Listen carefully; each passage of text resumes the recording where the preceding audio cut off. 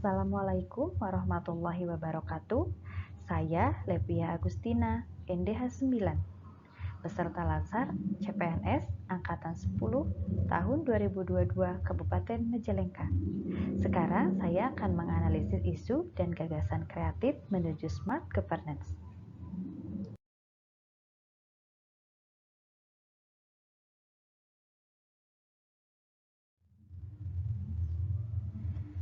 Yang pertama, kita mengidentifikasi isu. Nomor 1, pelayanan Poli KB peserta BPJS yang kurang efektif. Peserta BPJS yang hendak mendapatkan pelayanan di Poli KB setelah melakukan pendaftaran dan menerima pelayanan KB harus menggandakan fotokopi kartu jadwal ulang KB untuk kebutuhan arsip BPJS di Poli KB, sehingga pasien KB harus bolak-balik ke puskesmas. Nomor 2, pendokumentasian asuhan kebidanan yang belum berbasis digital secara menyeluruh.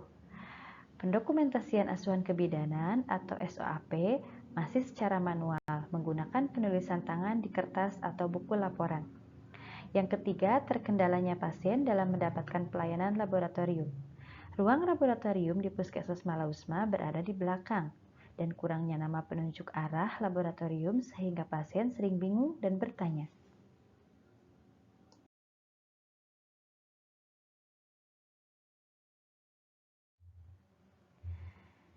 Yang selanjutnya adalah kurangnya kesadaran pasien dan keluarga pasien untuk memakai masker di lingkungan puskesmas. Kita mengetahui bahwa pemerintah telah melonggarkan pemakaian masker di luar ruangan. Akan tetapi, masyarakat belum memahami pentingnya memakai masker di lingkungan puskesmas untuk mencegah tertularnya penyakit. Kemudian selanjutnya, terdapat petugas yang tidak menerapkan 6S, senyum, sapa, salam, sopan, santun, dan sabar dalam pelayanan. Masih terdapat anggapan di masyarakat bahwa petugas di Puskesmas Malausma belum semuanya menerapkan 6S. Selanjutnya, sarana dan prasarana berbasis digital belum menyeluruh di ruang rawat jalan. Masih ada salah satu ruang rawat jalan yang belum memfasilitasi komputer dan alat pendukung lainnya.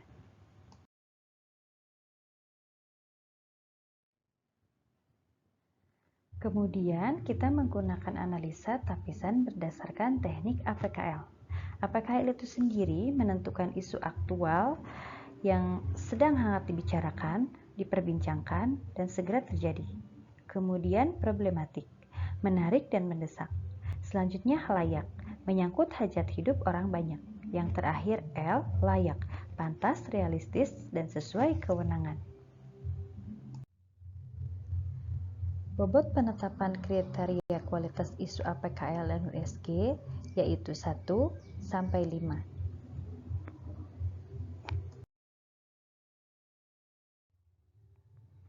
Hasil dari analisis APKL kita menentukan yang pertama, pelayanan Poli KB peserta BPJS yang kurang efektif mendapatkan jumlah 8. Kemudian pendokumentasian asuhan kebidanan yang belum berbasis digital secara menyeluruh berjumlah 10. Kemudian terkendalanya pasien dalam mendapatkan pelayanan laboratorium berjumlah 11. Kurang optimalnya ibu hamil mengkonsumsi tablet FE berjumlah 16. Kemudian kurangnya kesadaran pasien dan keluarga pasien untuk memakai masker di lingkungan puskesmas bernilai 12. Yang terakhir, sarana dan prasarana berbasis digital belum menyeluruh di ruang rawat jalan bernilai 9. Setelah menggunakan teknik APKL, kemudian kita menggunakan teknik USG. USG sendiri yaitu urgensi, dilihat dari tersedianya waktu, mendesak atau tidak masalah tersebut diselesaikan. Kemudian seriousness, dilihat dan dampak masalah tersebut terhadap produktivitas kerja, pengaruh terhadap keberhasilan, dan membahayakan sistem atau tidak.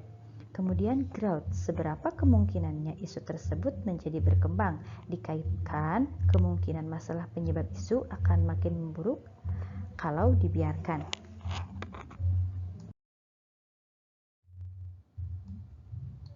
Setelah menggunakan teknik APKL, kita mendapatkan isu prioritas 3 teratas. Yang pertama, kurang optimalnya ibu hamil mengkonsumsi tablet FE menduduki posisi ke-1. Yang kedua, kurangnya kesadaran pasien dan keluarga pasien untuk memakai masker di lingkungan puskesmas menduduki posisi kedua, dan terkendalanya pasien dalam mendapatkan pelayanan laboratorium menduduki prioritas ketiga.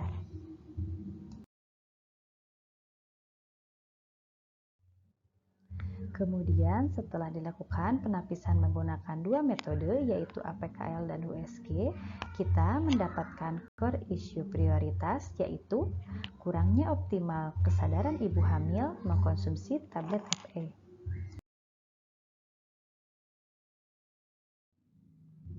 Kemudian setelah mendapatkan core issue prioritas, kita menganalisis isu dengan Fishbone. Fishbone sendiri adalah suatu pendekatan terstruktur yang memungkinkan dilakukan suatu analisis lebih terperinci dalam menemukan penyebab-penyebab suatu masalah, ketidaksesuaian dan kesenjangan yang ada.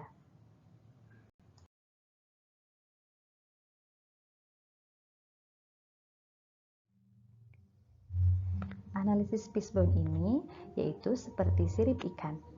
Di kepala ikan ada prioritas utama, yaitu kurang optimalnya ibu hamil mengkonsumsi tablet FE. Sirip ikan yang pertama yaitu lingkungan. Kurangnya dukungan dari orang sekitar terutama di dalam rumah. Sirip kedua yaitu metode. Kurangnya kesadaran ibu dalam memahami pentingnya konsumsi tablet FE. Sirip yang ketiga yaitu sarana. Belum berjalannya konseling tentang pentingnya konsumsi FE kepada lingkungan keluarga. Sirip ikan yang terakhir yaitu manusia. Kurangnya pemahaman ibu dan keluarga, pendidikan rendah, faktor lupa, dan efek samping.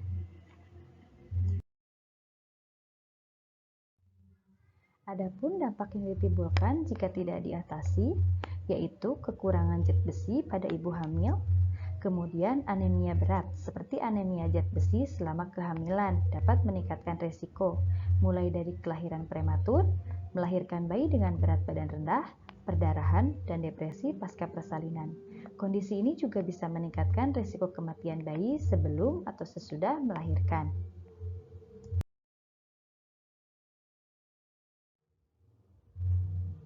Adapun solusi gagasan untuk menyelesaikan core issue secara smart governance, yaitu yang pertama, memberikan edukasi kepada ibu dan suami ataupun keluarga secara terus-menerus melalui ANC di Posyandu. Yang kedua, melakukan edukasi secara digital melalui media sosial Puskesmas Malosma tentang pentingnya mengkonsumsi tablet FE. Yang ketiga, mengajak kader untuk memberikan penyuluh kepada ibu hamil tentang pentingnya konsumsi tablet FE. Kemudian yang terakhir, membuat poster atau leaflet tentang informasi konsumsi tablet FE yang menarik dan mudah dipahami.